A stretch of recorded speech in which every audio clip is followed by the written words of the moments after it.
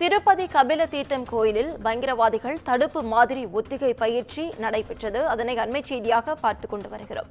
இதுகுறித்த முழு விவரங்களை வழங்க செய்தியாளர் கிரண் நம்மோடு இணைப்பில் காத்திருக்கிறார். கிரண், வணக்கம். விவரங்கள். வணக்கம் நவீனா.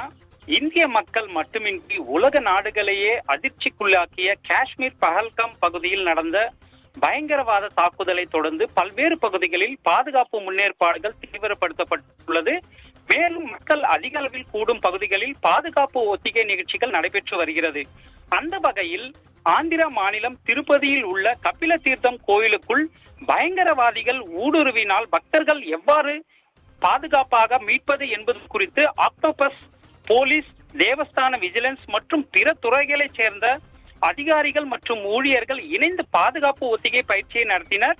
முதலாவதாக கபில தீர்த்தம் அருகில் உள்ள மாவட்ட வனத்துறை அலுவலக வளாகத்தில் இருந்து ஆக்டோபஸ் படைகள் 3 குழுக்களாக பிரிந்து கோயிலுக்குள் நுழைந்து மற்ற குழுக்களுடன் ஒருங்கிணைந்து பக்தர்களை எவ்வாறு பாதுகாப்பது என்பதை ஒத்திகை செய்து மீட்டனர்.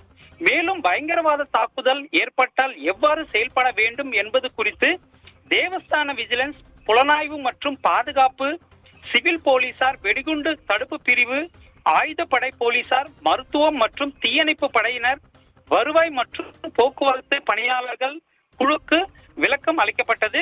2 மணி நேரம் நடந்த இந்த மாதிரி பயிற்சியில் 40க்கும் மேற்பட்ட ஆக்டோபஸ் கமாண்டோ வீரர்கள், 10 தேவஸ்தான விஜிலன்ஸ் பணியாளர்கள், 15 போலீசார், 13 ஆயுதப்படை போலீசார், 12 மருத்துவ பணியாளர்கள், தீயணைப்பு வீரர்கள், ஆயுதம் ஏந்திய போலீசார், வெடிகுண்டு நிபுணர்கள், மின்சாரம், நீர் மற்றும் எரிவாயு துறைகளைச் சேர்ந்த பணியாளர்கள் பங்கேற்றனர்.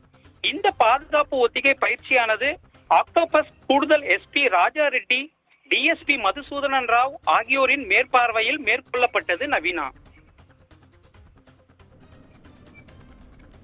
விவரங்களுக்கு நன்றி கிரண்.